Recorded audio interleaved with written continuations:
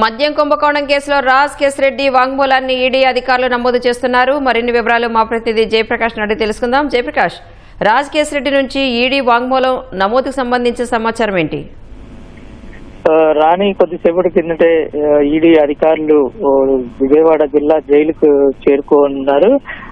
ఈ A1 నిందితుడిగా ఉన్న రాజ్ కేశ్ రెడ్డిని వాళ్ళు ప్రశ్నించనున్నారు. ఆయన నుంచి వాంగ్మూలం తీసుకొని ఉన్నారు.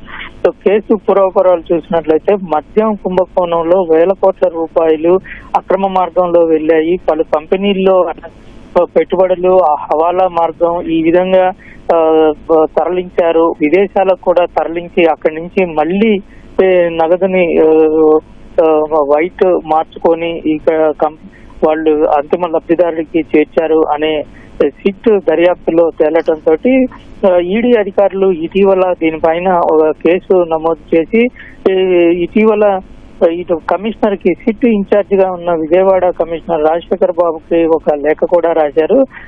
ఇందులో ఇప్పటి వరకు ఎంతమంది నిందితుల్ని చేర్చారు, దీంతో పాటు ఎవరు కీలకంగా ఉన్నారు, ఎవరెవరిని అరెస్ట్ చేశారు, ఈ కేసుకి సంబంధించిన ఆస్తులు ఎక్కడెక్కడ గుర్తించారు, దాంతో పాటు ఎంత డబ్బులు ఏ మార్గాల్లో రవాణా అయినట్టు ప్రస్తుత దర్యాప్తులో మీకు గుర్తించారు, అరెస్ట్ అయిన తర్వాత వాళ్ళ పైన ఏదైనా ఛార్జ్ షీట్ వేస్తే వాటి వివరాలు, వాటికి సంబంధించిన కాపీలు కావాలి, వాళ్ళ వివరాలు కావాలి, దీనికి సంబంధించి ఆస్తులకి సంబంధించి ఏదైనా వివరాలు ఉంటే వాటిని కూడా ఇవ్వాలని లేఖ రూపంలో ఇటీవల రాజశేఖర్ బాబుకి లేఖ రూపంలో రాశారు. అయితే దానికి సంబంధించి దాని తర్వాత మళ్ళీ విజయవాడ ఏసీబీ కోర్టులో పిటిషన్ దాఖలు చేశారు. కోర్టులో పిటిషన్ దాఖలు సమయంలో A1 గా ఉన్న రాజ్ కేశ్ రెడ్డిని విచారించి వాళ్ళ నుంచి వాంగ్మూలం తీసుకురావాలి.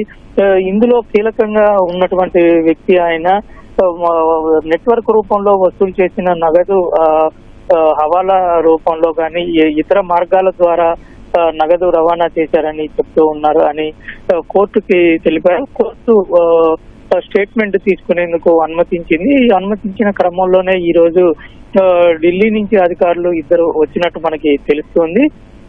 ఇందులో కేవలం ఇప్పటి వరకు 3,200 కోట్లు మాత్రమే ఇప్పటి వరకు గుర్తించారు. అయితే దీని వెనకాల ఇంకా చాలా గుర్తించని నగదు ఉండవచ్చని సిట్ అధికారులు కూడా భావిస్తూ ఉన్నారు. ఇప్పుడు ఈడీ రంగంలోకి దిగటంతో మనీ యాక్ట్ దాని ప్రకారంగా మనీ లాండరింగ్ యాక్ట్ ప్రకారంగా కేసు నమోదు చేయటంతో పాటు ఆ కోణంలో ఈడీ వాళ్ళు మొదటి నుంచి పెద్ద కేసుల్ని విచారించడంతో పాటు ఏ విధంగా ఈ ఎకనామిక్ అఫెన్స్ లో ఉన్నటువంటి నిందితులు చేస్తారు అని వాళ్ళు చాలా నిశ్చితంగా పరిశీలిస్తూ ఉంటారు. ఖచ్చితంగా వాళ్ళకి దీనికి సంబంధిచిన ఆధారాలు కూడా వివిధ మార్గాల ద్వారా సేకరించే అవకాశాలు ఎక్కువగా కనబడుతూ ఉన్నాయి.